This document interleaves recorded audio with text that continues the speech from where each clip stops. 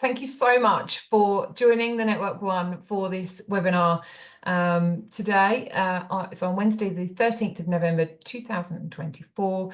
And we have two eminent speakers on this topic around the subject of neurodiversity. Both Sam Page and David Pugh-Jones is joining me this afternoon. A warm hello to everybody who's joining live online. And for those watching on demand, we are happy to have you watch the session today, and we've got lots to cover over the next hour. A huge thank you to the speakers in advance. A quick Network One update in the meantime. For those of you who have submitted your Indie Awards, thank you so much. That has now closed and they have all been sent to our judges. Sam is actually one of our global judges, so thank you, Sam, for submitting the work and being brave and showcasing the talent that we have in independent agencies all over the world. So the next date for your diary that many of you will want to put in is the 22nd of January 2025, where we'll be hosting the Indie Awards announcements, both broadcasting that live on a streaming service, but also hosting an in-person event in London. So you can let Alfie or I know if you would like to attend that one. And there are lots of new events coming up for Q1 in 2025 as well. So please do have a look at all the channels and the Network One website to be updated on those. So moving to the topic for today, we invite you today to actually just open your mind to think about how you create high-performing teams despite or embracing a broad range of neurodiversity in your organisations. We know that the very best independent agencies thrive because they're smart, they're agile, they're creative, and they're actually really hungry to do well for clients. And that means actually getting the most out of the teams that are working on those projects. So a neurodiverse workforce is key to that success. We believe so, and we know both of the speakers today believe so. I'm just going to give a moment for each of them to introduce themselves and just explain their experience in this area and why they're on the call today. And if you would like to tell us who you are in the chat, please do tell us in the chat who's joining the call, what your agency name is, and where you are in the world, so both Sam and David can see that. So Sam, over to you. If you could introduce yourself to everybody, please. Thank you, Helen, and thank you very much for having me here today. It's lovely, to be on this webinar. Neurodiversity is something that's really close to my heart. I am neurodiverse myself. I'm very dyslexic, and growing up, school was an incredible challenge to me. I didn't fit in. I didn't fit the mold of the standard academic system, and I was incredibly shy. And I think what I had to do was learn tactics to overcome those challenges, and actually they've turned into some of my greatest strengths. And also what happened to me, which was wonderful along the way, is technology became more mainstream. And I suddenly realized that through the power of technology, I could bring all these ideas and thoughts and inspiration to life that I just couldn't do with words. Just words, it was not possible, but suddenly technology enabled me to do it. So fast forward a number of years, so I don't bore everyone with my entire life story. I ended up setting up an independent agency. It's called 7 Dots. We're a digital innovation agency. And the thing I think that is so wonderful about this call today and all the people who are here is I think independent agencies are just the perfect place for people who are neurodiverse to really thrive and help those agencies to thrive. So I can't wait to have this conversation today. Looking forward to chatting to you, David, about it. Thank you very much for having me. Thank you, Sam. And David, over to you. Okay, hello everyone, wherever you are in the world, and thank you for taking the time out of your busy schedules to listen to us speak.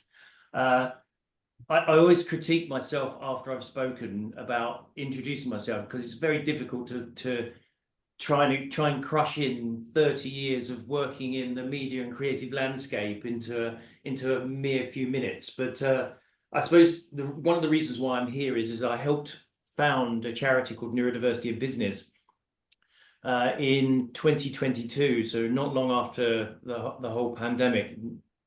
Need we say anything about that? But the premise really was, as we created it, and it was launched in UK Parliament, to really empower individuals and businesses to understand more about neurodiversity. So it was there were a number of reasons. The founder, Dan, and both myself, my youngest son, Finn, who was diagnosed with autism when he was 4, and he was non-verbal till he was 7.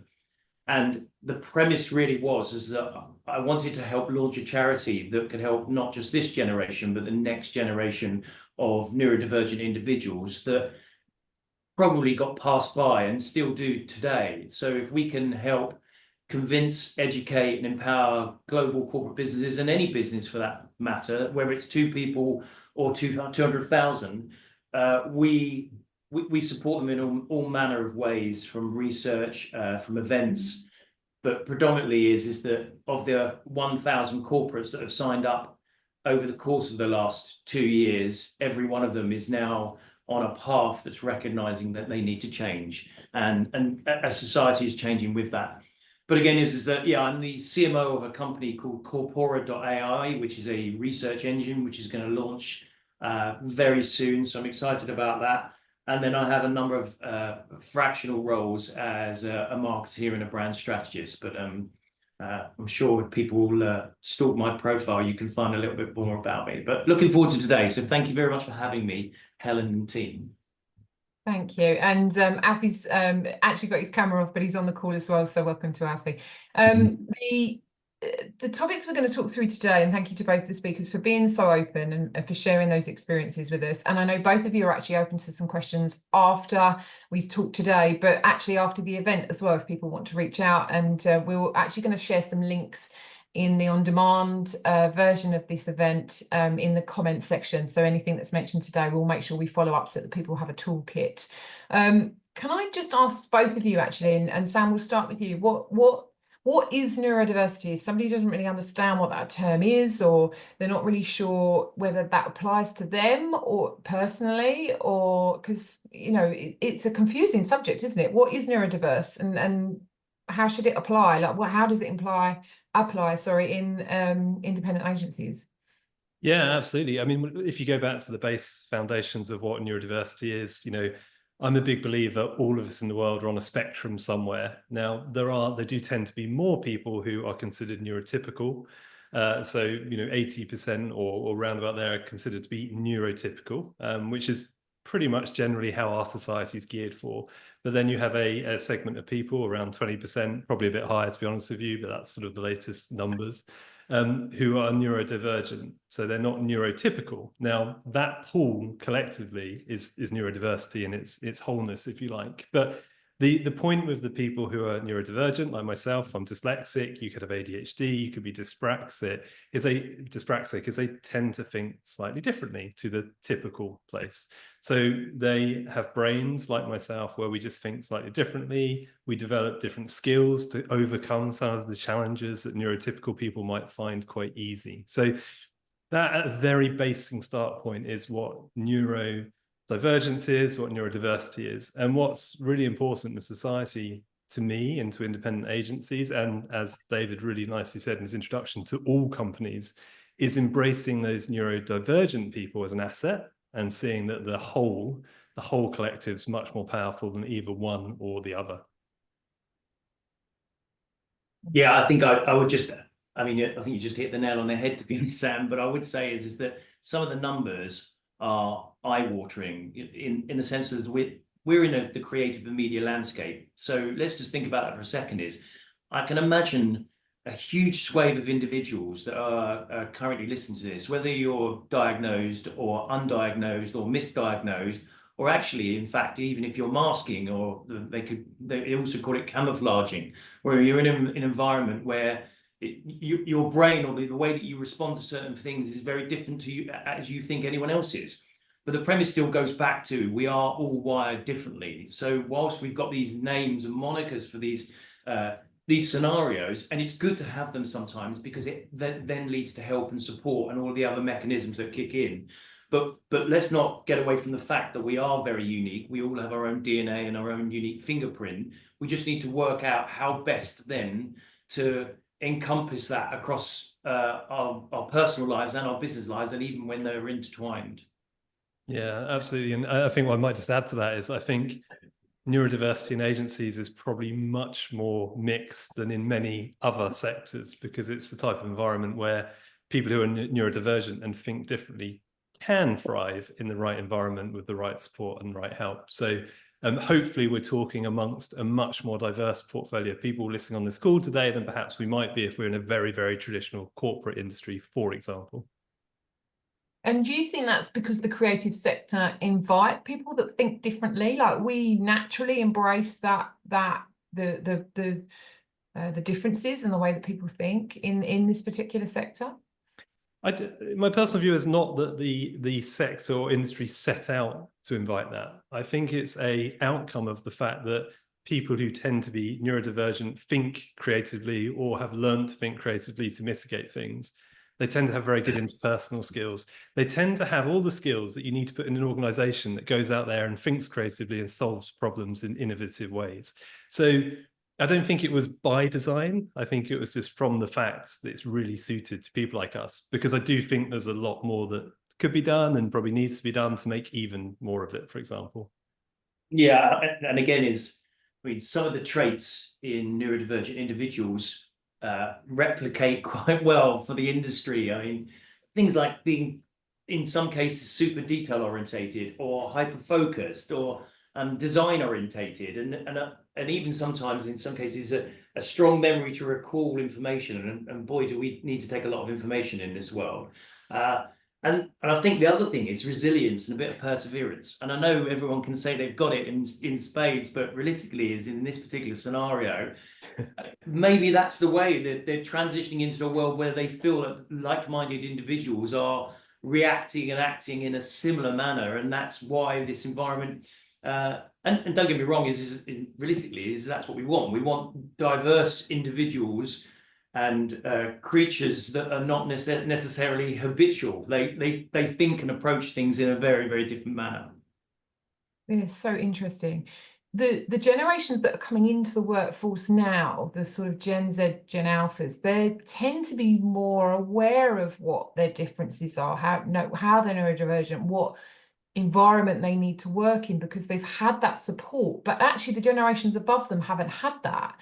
So, you know, because it's more perhaps acceptable to talk about that now and to be more vulnerable at work and not to use your word masking and pretending that you're the same as everybody else. It's okay for those generations to say out loud, you know, this is the support I need to thrive in this environment. But actually we've all worked with different types of people, right? That's where we get that's where magic happens in teams, isn't it? When someone else says something that makes you think about things differently. But so that's not new. So where do you think agency leaders need to understand and embrace that as the next generation come into the workforce, or they're already being hired now, right? I mean, God, it terrifies me. I have a 13-year-old son who is a Gen Alpha, and he potentially is 6-7 years away from the work environment. Is that ready?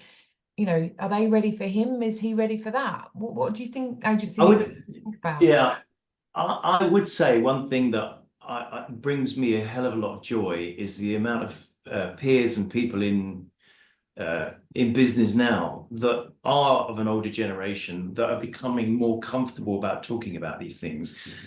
These things used to be swept under the carpet. You talk about adults that were diagnosed with dyslexia that were, you know, cast aside and put in the classes with the stupid kids, and they weren't. That's the premise, really, is that it was misunderstood. It was an awkwardness where nobody really knew what to do about it. And then all of a sudden is we're in a society where people can embrace their skills, embrace their talents, utilize them to their best advantage. We're also in a very fortunate position where people can dictate what they want to do from a career point of view, so that the flow is better.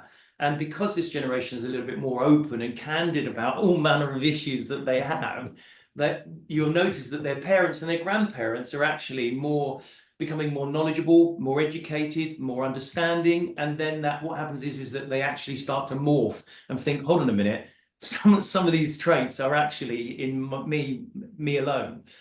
So I do think there's a big shift coming. Well, it's come, but there is a momentous wave, definitely. Yeah, I feel like we're making good progress, and I think I have to be slightly careful in the fact that obviously I live in a world which is very embracing of neurodiversity. And therefore my lens is a little bit shielded. And sometimes you talk to people who aren't in that world, and they'll still say there's loads of stigma, there's loads of stereotyping. You know, I don't declare my neurodivergence because I'm worried what it means. But I think on the whole, what we're seeing is really positive trends. I mean, my and this is the ultimate example of a enclosed world, but my son said to me the other day, I hope I'm dyslexic, Dad, you know. And to me, that was a magical moment, because I thought, we've done something right, that he's recognizing the strengths are more important than the weaknesses. And that is something I see much more widely now. What are the strengths you're bringing? And it doesn't even matter if it's neurodivergence or something else, but an inclusive society. It's not perfect, but it's getting better, where we're focusing on strengths and not weaknesses. And I think all companies are having to embrace that. I mean, David, like you said, companies are getting better because of the push from the bottom up, if you like. And you look at the programs that people like Microsoft and SAP are running around autism at work, for example, and the incredible results they're getting from them off the back of it means it is helping spread that positivity around it, definitely. Interesting. I actually attended a session last week where and then this crops up every now and again in various sessions with the Google research that was done around how you create high performing teams. And there was a piece of research called Aristotle that talked about actually the number one thing that all of the highest thriving organizations that they surveyed had was psychological safety. And that is the ability to, quite simply, to speak up. Now, that's not actually prevalent everywhere in the world. There are other countries, perhaps emerging markets, that aren't as far developed in that. So I'll just come back to the question that I asked earlier. What do agency leaders need to do and think about to embrace the differences in their teams? What do you think? It's a great example of us going around a question and answering another question with a question. The beauty of how our brains work. Sam, I'll let you go first. Yeah, I mean, I think that's, if we try and get practical, it's got to start with trying to increase understanding and awareness, reading about things, just listening to the people in your organization and creating an environment where they feel like they can express how they feel, good and bad things. So I think for me, it starts with learn about this stuff. It's important. You know, neurodiversity is an asset to an organization. It's worth an investment of your time to learn about it. I read a stat the other day, which I think was something like, I'm scanning my paper for it because of my brain, I have to write everything down, otherwise I forget it. But I think it was something like only 30% of HR leaders in businesses have any neurodiversity training. You know, so that to me, and I can reference all these stats afterwards, but if more people lent into understanding it and embracing it and challenging some of their own stereotypes and assumptions, that would be a great starting place. And then follow that by listening to the people around you, or listening to the people you interview, or your neighbors, and just trying to understand it a bit better. Yeah, there's one concern that, and it's not a concern, but there's a concern or a worry that they get things wrong.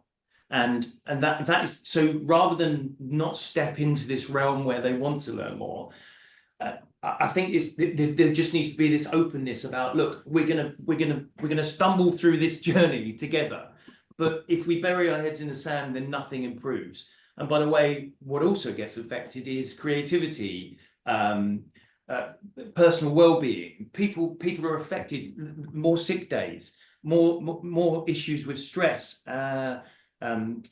fracturing of conversations and strategies, and all of those other things that go along when you're trying to find the perfect elite team that can all work in harmony. So my request is for people to be much more candid, much more open, much more honest.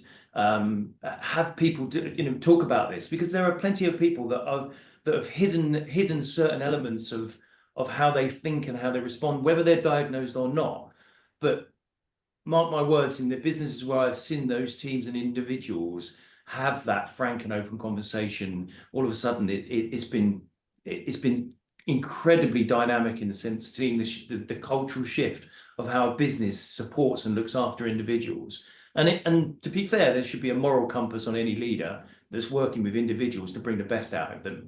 And invariably, I've been working on a future of work. What does the future of work look like, right? And realistically, it's not us doing 9 to 5. So every time I ever get on a panel, I start getting a bee in my bonnet about people not needing to be at the office at 8:59 and leaving at 5:01. There has to be another way for us to nurture talent beyond time and beyond, whether it's this hybrid world or whatever it may be. But we've got to find the right way to utilize and nurture those individuals so that they work in the best possible manner that they can. I'm smiling because I so believe in this as well. I think we need, Rant is over, by the way, Sam. Well, let me carry it on. We're still working like we worked from the industrial age, which was based around time, and time equaled money and time equaled output. And how we use our working lives now, which is about our brain and thinking creatively in some industries, not all, should be about quality of output, quality of solution, quality of creative thinking. And actually, in particular, and it's not just neurodivergent people, it's neurotypical people as well. So everyone, we work in different ways. So we need to structure our working life to get the best out of our minds, because that's what a lot of us are doing. And I think, and just going back to your previous point about people are nervous about making mistakes, and it was only a couple of weeks ago, someone was saying to me, well, it's an HR nightmare. You can't do anything. It's impossible. We'll get, sued and blah, blah, blah. And yes, of course, you need to be careful. But on the other hand, you've got things like the Equality Act that puts a commitment on you to help people. I don't want to get preachy or anything. And in America, you've got the Disability Act, I think it's called. So there is protection on both sides, and there's a responsibility on both sides to make this work. And I think if you're trying with a good intention, to help people to thrive, like you say, because that's how you make companies thrive, people are understanding of that and want to be a part of that. The structuring of the working day around the industrial model is a really interesting point, because obviously if we hadn't had the pandemic at the particular point that we had 4 years ago, there's not many things we can thank the pandemic for, and there will be a lot of people that suffered and will have lost people during that time.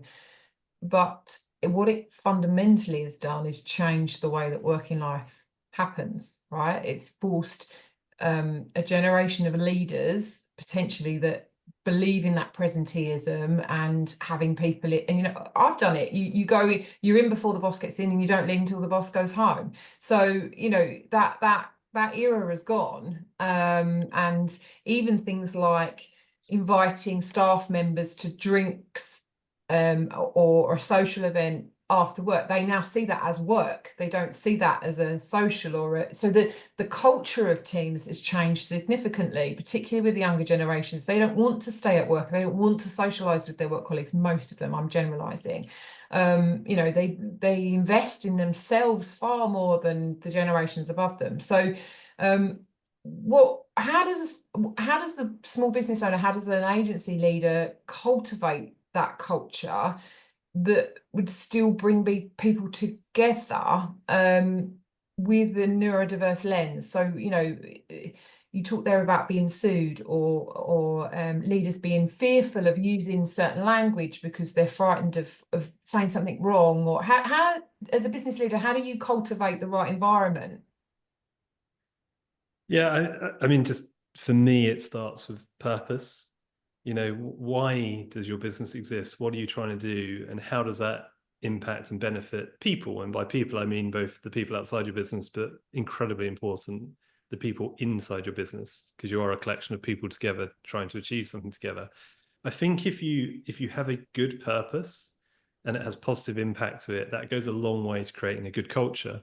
But then ultimately, you've also got to lead by example within that.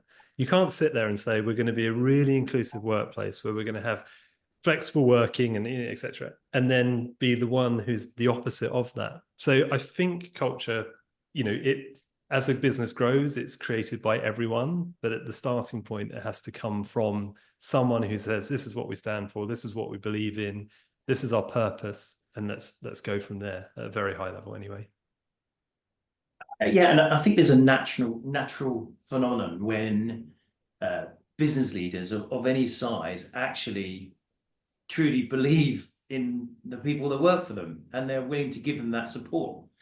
I know we don't have the answers to everything, but as a unified force, whether you're neurodivergent or neurotypical, and at some stage maybe we'll get to a point where we don't even have those words anymore. It's just people are diagnosed with something that actually, and they get the right support mechanism kicked in. But again, is that as a leader, I would say is you find how to eke the best out of every individual, and how to ensure and shape that business to be able to be the best force of nature that they are, whatever they do. And equally, there's a knock-on effect to that because of your clients that you're working with. Now, we all have to adapt and evolve based on who we're working with and at what time. So there's no one size that fits all. And I know it's easy for us to try and attempt at being a chameleon, but in some cases, that's exactly what we have to do is we mold and we adjust and we set back. I know sometimes I talk too much. I talk way too much sometimes. So I have to keep telling myself to sit back and listen a little bit more so that I can hear what's going on, and then I can reflect and respond. And I think if you've got opportunities where leaders are listeners and they're willing to know how to make the business better and take all of that into account before they then approach something or whatever it may be, I think that will definitely affect and enable a better and stronger culture. Yeah, and I think, and just building on that, David, the flip side of the listening is showing a bit of vulnerability in the challenges you face, whether they're neurodivergent related or otherwise, models the fact that it's okay to talk about these things. And if you can get that right, it creates that culture where people feel happy and open to talk about stuff, and then you can put support in place. And I think if you look at the education system, for example, things are going in the right direction, where they're trying to create that for children, and that is helping some of the generations, and the fact they're more open about things naturally. So us older generations, I include myself in, have a responsibility to do that as well, and try and keep up with those changes to help the younger generations feel comfortable doing it. I'm still young at heart, mate, so. What do agencies look at in their recruitment processes? How do they tap into a transformational talent pool? How do they then start to think about, you talked about the future of work, David, like how do leaders and those recruiting in agencies start to think about the makeup of their teams going forward, whether it be fit for purpose for clients or whether it be the makeup of their agency so that it's more reflective, or what would your advice be there? Sorry, what was the question again? So how do you think agency leaders or those recruiting within agencies can tap into a more transformational talent pool? Yeah, again, look, sometimes people hire, they try to hire people that they feel like fit in the same similar jigsaw as they are. They adapt and evolve based on the way you are. But I think sometimes if you have a wider recruiting pool to recognize, and that's why companies now go through these layers of, it's very stressful for any individual that's going through a recruitment process at the best of times. It's about meeting different people and having to pitch yourself. But I do think businesses can be a little bit more definitely friendly and approachable in a sense of, because there's always this steely guise about you getting through the layers of is this the right business for me? And I think if you're honest and transparent up front, then you're more likely to have those individuals be in a relaxed version of themselves, or the best version of themselves. But yeah, I always find that having an open forum, a lot of individuals that know and recognize where the weaknesses are in businesses, because you're not also filling the weaknesses enables the strengths of a company.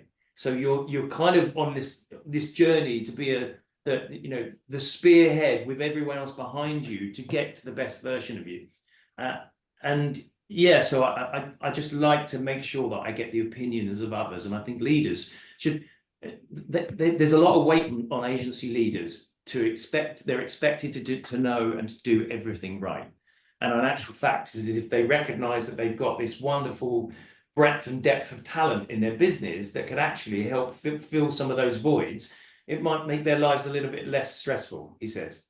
I'm going to try and avoid getting on another soapbox here, because to me, the whole recruitment process just isn't fit for the modern day and age. Now, a bit like the education system, a bit like everything else, it was designed a long time ago and has barely changed. There are some things that are trying to make it change, but actually, if you put some neurodivergent people who have particular challenges of sitting face to face with someone, answering questions that are designed to be tricky and try and catch you out, which some recruitment processes do, it's a nightmare for them. It's stressful. They're not going to perform. They're not going to come across well, because that's not what they're being hired to do. Sit in an intense situation with someone asking you difficult questions. Exactly. It frustrates me so much.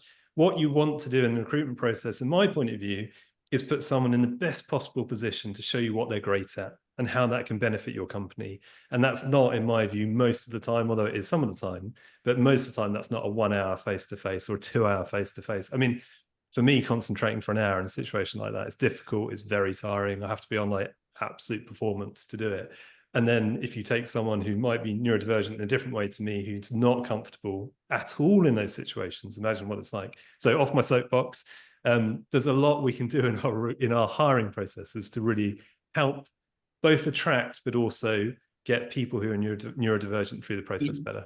I love that. And by the way, I'm going to join you on that soapbox now, because when you see a job description that expects you to complete all manner of elements of a role, and realistically is that you know that there's a job title and there's a structural framework of the responsibilities of that role text, but outlining the expectation of someone that is neurodivergent to be able to cope and cater for all of those elements. Realistically, what they should be focusing on is finding out where, based on that role, where people are utterly brilliant and excelling. And guess what? If there's 30% of that job description that doesn't fit the criteria of that individual, but they're super talented on the other elements, creative thinking, thought process, pitching to clients, storytelling, but God, they couldn't write a slide if their life depended on it, then find someone else to fill it. So all of a sudden you've got this overlapping of mapping of talent that they can work in project-based, they could work in scenarios, they could work on their favorite times. You've got 2 night owls that want to craft a story for a pitch, then let them go. I just think we need to open up the pipes a little bit and just get people to be as brilliant as they possibly can. So stop hindering them by giving them this outline of all these expectations, knowing full well that you're probably going to cause havoc and stress and all manner of other issues with that individual or individuals. And just to back this up while we're on this soapbox, something like 30 to 40% of neurodivergent people are out of work. Now that's 8 times higher than a neurotypical person. So when you consider that in this context, it's really important these things get changed and improved. So from a practical perspective, what would you say that agency leaders should be doing in either the job descriptions or in the places that they're searching for new talent? What are the practical things you think would make a difference? Well, I do. Yeah, you Sorry, go, David. No, you go.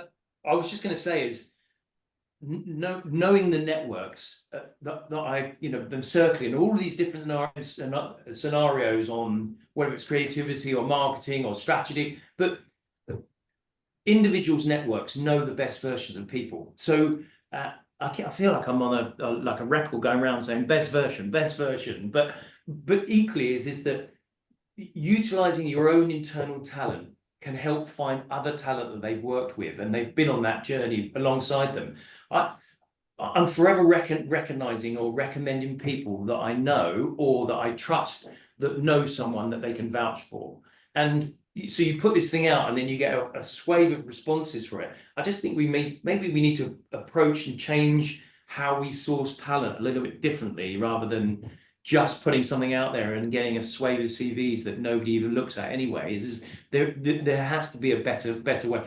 And equally is that we've got titles and experience, but we don't really get into what are the true human skills of those core capabilities of what those individuals have. And invariably, lots of business leaders probably won't know them. And they certainly won't know that they've got a raft of hidden talents that they don't bring to work because they're separated from in their personal life, or they've never really been asked to utilize them. I think we just need to be a bit more investigative about what we've got in front of us versus also where we start to bring in more talent to the business. An environment that does that really well is the non-exec sector, right? People that sit on boards. Often they do a skills audit annually to find out where people have skills other than the post that they've been brought in to cover or the committee they've come in to chair. Like they often do that, but I don't think I've ever seen an agency leader do that or bring that into the kind of performance reviews or that that area. Like what skills have you got outside of work that we could be bringing and utilizing at work? Well, it's funny. I was just going to say before I forget, and this is the typical ADHD here, is you've got to say it quickly before it's gone, and I'm on to the next thing. Is what happens is a lot of leaders go on all of these manner of courses and they're networking with like-minded individuals that have worked their way up the ladder, And I was reading a piece of research last week that was, what about all of those individuals that want access to those skills? They want to they want to learn. They want to be, not necessarily, they want to be assisted in a sense of how they find their strengths. You know, and we can do that now. We have the technology and capability. I'm working with businesses that do that, but also is that then they can fragment and find the best element or the pieces they do that. And also is they just need to scale that down. It needs to be layered through the business, that you're giving people an opportunity to showcase what they're good at. Yeah, as an organization, we've always at Seven Dots believed in shaping roles around people, not people around roles. Play to their strengths. And that might mean that the role changes entirely over time, but that's fine. If you get the most out of people and it works for the organization, it is a two-way thing, obviously, but 9 times out of 10, the two are mutual. I think the point I'd make, of just going back to the recruitment piece, is you can't just do the same traditional recruitment process and expect to get different results. So look at how you can change it. How can you make a job description more about the skills and strengths you're looking for, rather than experience and checkbox criteria of a job? I mean, I know it's not as simple as doing that entirely, but that sort of mentality. Brief your recruiters differently. Say, we want neurodivergent people. Don't look for our typical profile. Go out there and partner with educational institutions and organizations, and say, we're looking to create an inclusive neurodiverse workforce, and we want all applicants, not just your best performers because they've met your academic standards. We want people who think differently, and so on. And I think if you change up how you approach doing it, you get very, very different results. Yeah, I'd just say we've got 2 years worth of research now that has been funded by the likes of Sage, McDonald's, and Rolls-Royce, and that study has been run by Birkbeck University of London for the last 2 years. What an incredible thing! And some of the insights that have come out of those 2 years worth of research is massively invaluable to businesses that are listening in here, and anyone else that listens afterwards. That research is free, by the way. You can get it. We'll send the links out afterwards. But there's all manner of insights in there and resources. So one is, don't feel you shouldn't be afraid. You should be able to embrace it. There is a lot of support mechanisms out there, and I completely agree with you, Sam. Is that change the way that you recognize and nurture and hire talent, so that it doesn't feel like it's the same thing, expecting the different results every time, and you keep bringing the same people in. And the best thing is you'll probably save on recruitment fees if you do that as well, because you'll start attracting people outside of recruiters. And not that I've got anything against recruiters, because there's brilliant ones out there, but think more holistically about it. Are there places, I mean, you talked there about 30-40% of those that are either diagnosed or self-declare as a neurodivergent are out of work. Where do we start to tap into that talent pool, those that maybe we can bring into, because finding good people is hard, right? It's really difficult, and those that are going to be loyal and do long tenures with you and learn with the agency. So where do we find those individuals? Well, I mean, I would just say is we've got something like 110 volunteers working for us, a charity, that come from all industries, all locations. They're scattered around the world. Lots of them are UK based. Some of them are in transition mode. Some of them are looking. But there are large neurodivergent networks of individuals, and just change the way that you talk about it. Change the process of wanting to hire people. It should never really be the them and us, but it should be how you change the vernacular, and also how you recognize what it is that you're looking for. I think people need to be a bit more specific about what they're asking for from individuals, whether they're creative or whether they're predominantly going to be vocal. If they're going to be sat in their head in spreadsheets and on a computer for 8 hours a day, people need to know that, because they'll leave pretty quickly if they find out it wasn't what it was supposed to be. So there should be no misconceptions or misguided elements of how to explain what the opportunity is. But also, I always believe that it should be 10 to 15%. They always talk about, CMOs always say that they should allocate 10 to 15% of their budget to innovation, right? Why don't they allocate the entire thing to innovation, because you're always innovating? Well, why not do that with staff as well, and say, okay, look, here's a percentage of your time where we want you to work on projects that we know the they don't completely map with what your role is, but we've got other stuff coming up here, and there's a free-for-all, and people want to work on this as long as it doesn't impact what you're doing, whether it's client relationships or pitching or managing. But there's an opportunity to tap into that talent, and then of course they're even more excited about wanting to work for that company. Yeah, I mean, I couldn't agree more, especially with the innovation budget part, David.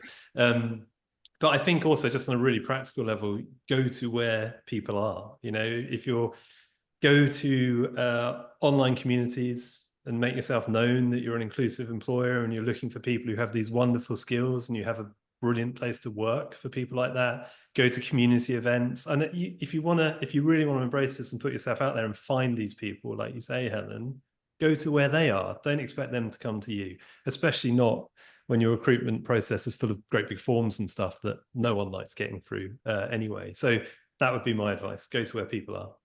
And do you ask the question? Do you say, in the same way as it's now mandated for a disability, is there room in the recruitment process saying, do you need us to adapt the process for you in order for you to be more successful? Or, you know, is there a form of words or a guideline there? This should be a given that you're accommodating all neurotypes. So realistically, is if there are accommodations required, then those people should feel comfortable enough to be asking for those. But in some cases, they probably would still think that that was a question to try and have them avoid going through the process. So there is that concern with a lot of communities that you know, if I outline something from the outset, the chances are I may not get through to the next stage of the process. So it's a very sensitive, very difficult situation for sure. Yeah, and I think a lot of people still are uncomfortable talking about it, and understandably because of the past. So I think if you're too direct, you ask people, like David said, they're going to be nervous. I think what you're better to do is express at the offset you're a inclusive employer who's really looking for a neurodivergent workforce, or a neurodiverse workforce, I should say, and that, you know, you embrace the strengths that everybody can bring. I think that's the best way of doing it, because being too direct is going to worry a lot of people potentially. Yeah, and I would just add is HR and chief people individuals, if they are not thinking about how we change the dynamics of hiring individuals into agencies, and another agency or a competitive agency is already a step ahead, they're going to miss out on talent, and they're going to miss out on money. They're going to miss out on business. They're going to miss out on an opportunity. So this doesn't all come down to the leader of a business. It's a cascade effort where you have got to instill this into the psyche of all of those people that actually go out there and find new talent that want to come into the business. Very interesting. Now, I don't want to shift it to a negative, but if you are able to share any of the sort of worst case studies you've seen, you know, and examples of where you've heard of or been part of, or really bad examples of how to make sure that you are an inclusive employer, or it's an agency that's open to all types of people, and how do you think it could have been handled differently? So Sam, I'll come to you first. You've given me the difficult question first. Yeah. Anyway, I've got to go. I don't want to offer an example that could ever sort of be linked back to someone, but I think if I generalize it from many examples, the biggest problem I still see is how people talk about things like dyslexia and the fact that just means that person can't spell, or they've got ADHD so they can't concentrate, or they're dyspraxic and they're uncoordinated. And to be honest with you, there are still a number of times when I hear that, I experience it, and I'll try and call people out in a nice way. But that still happens, and it still happens quite a lot, both inside organizations and outside of organizations. So I do feel like we've put a positive spin on all the progress that's been made, but that is not to say that isn't still a big issue. Those are probably my main sort of scenarios I come up against, if I'm honest. Yeah, and that's a great shout. Look, this isn't all sunshine and flowers right now. There are challenges with neurodivergent individuals that are struggling to look for jobs right now in a society and an industry which is fracturing of roles hit left, right, and centre from lots of businesses that are losing incredible talent.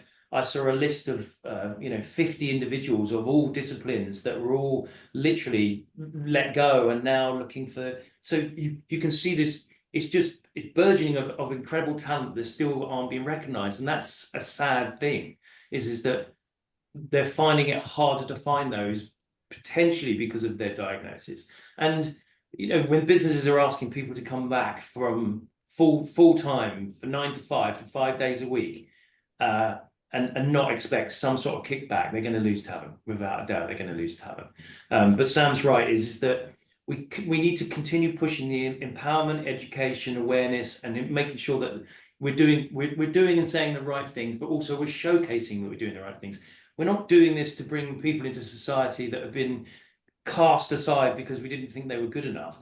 We're talking about super talented, hyper-focused, incredible individuals that just want to go to work. That's all it is. And so what we need to do is we need to nurture that talent in the best possible way. And by Jove, there's some incredible resources and support networks, and there's loads of charities that are specific to some of the diagnosis that can give you all manner of support too. But yeah, we need to stay vocal. We need to keep pressing. This is not going to go away anytime soon. And with the acceleration in the amount of people that are on waiting lists to get diagnosed with either autism or ADHD alone in the next 2 to 7 years, there is going to be, and I keep saying this, there's going to be an epiphany where in some industries you may actually see the needle tip, where more people are neurodivergent than neurotypical. It's just the way that we're all built. Yeah, and just to give a practical example, which I think can be helpful to people of how it can be done well, is my brother and my parents run a business called the Dyslexia Shop. It came out of a project I started many years ago when I was back at university.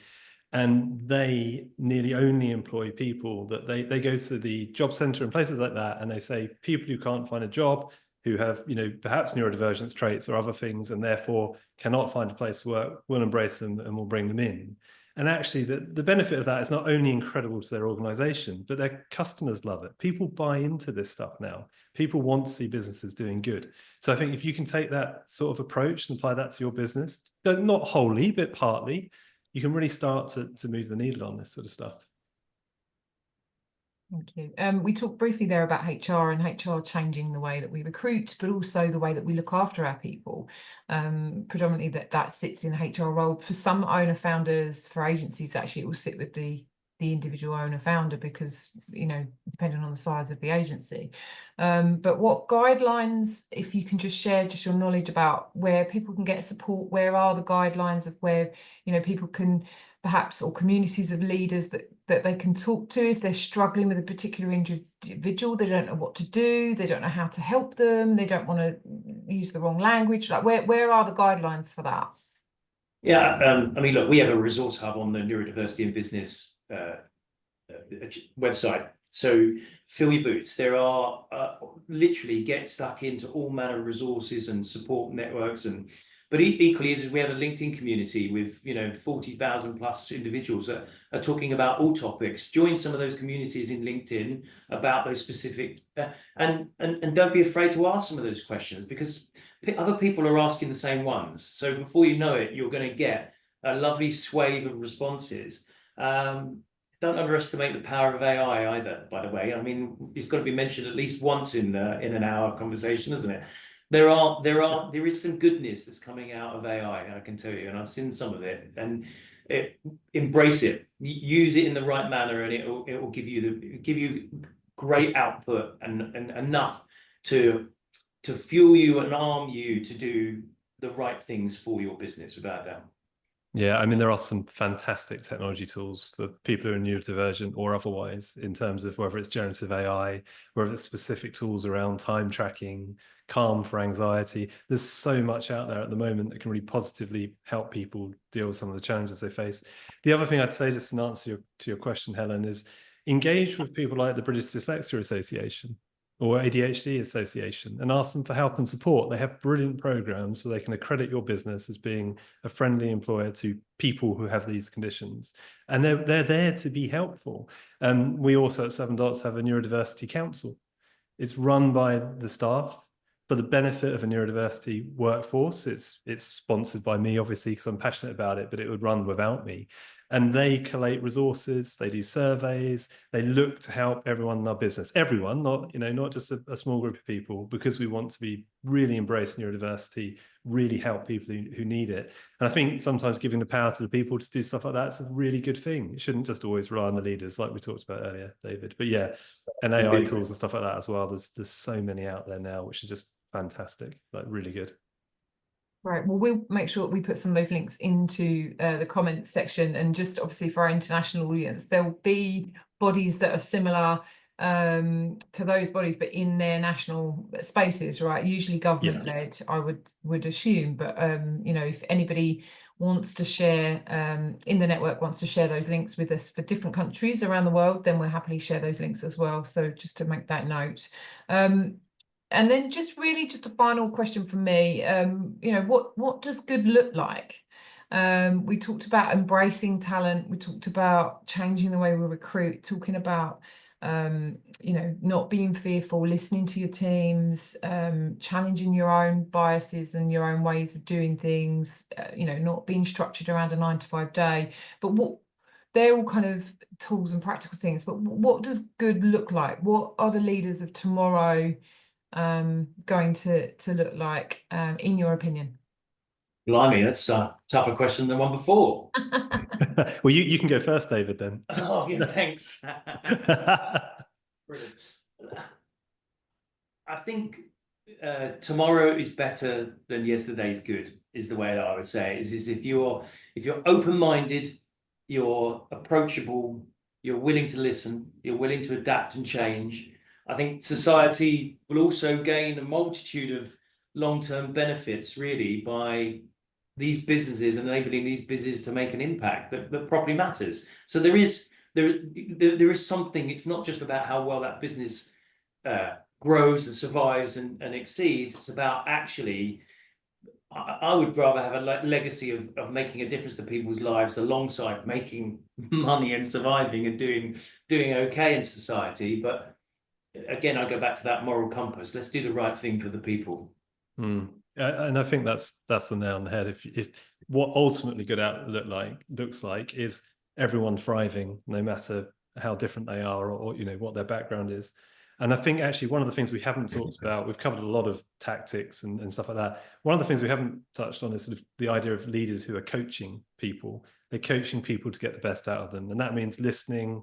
That means occasionally guiding, but it also means helping them play to their strengths and take positive action forward. And I think in the future world, leaders who are able to do that and help every individual thrive will create amazing workplaces ultimately. This has been an incredible discussion. Thank you so much. I'm just going to invite anybody that may have questions to use the Q&A section on Zoom to fire those over at us. I know some people are having some problem with the chat, so if you can use the Q&A button. Again, I will just bring the conversation to a close before we do that, to say a huge thank you to Sam and to David for sharing your experiences and your thoughts in this area. There's lots more to cover on this, isn't there? I think there's lots more learning to be done. The more we talk about it, the more we embrace our vulnerabilities and other people's needs in the business, as you say, and so therefore it's not a subject that's kind of, oh, we've done that now.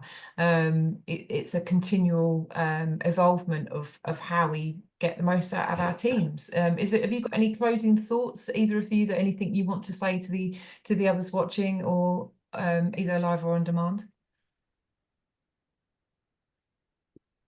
David? I don't want to get back on another soapbox, so I'm trying to wrap it all up into a positive sentiment. Yeah, I'm conscious of time, and the rantometer is it needs to be a 0. No, I think we've made.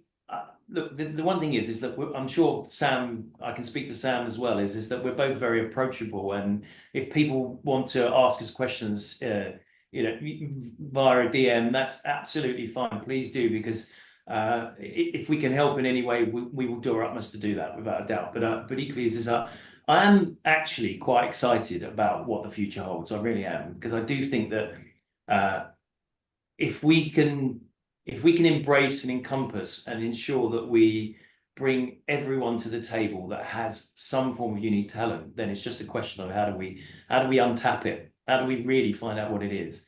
And yeah, we just need to work a bit harder on that.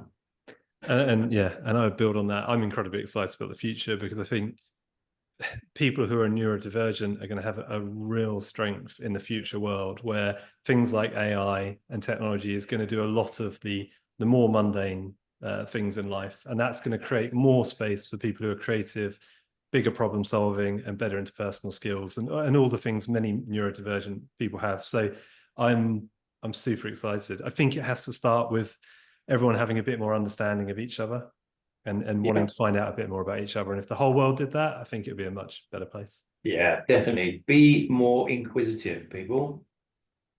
It's been a fascinating conversation. Thank you to you both so much. And we look forward to seeing you soon. Take care. Thanks. Take care. Cheers. Bye. Bye.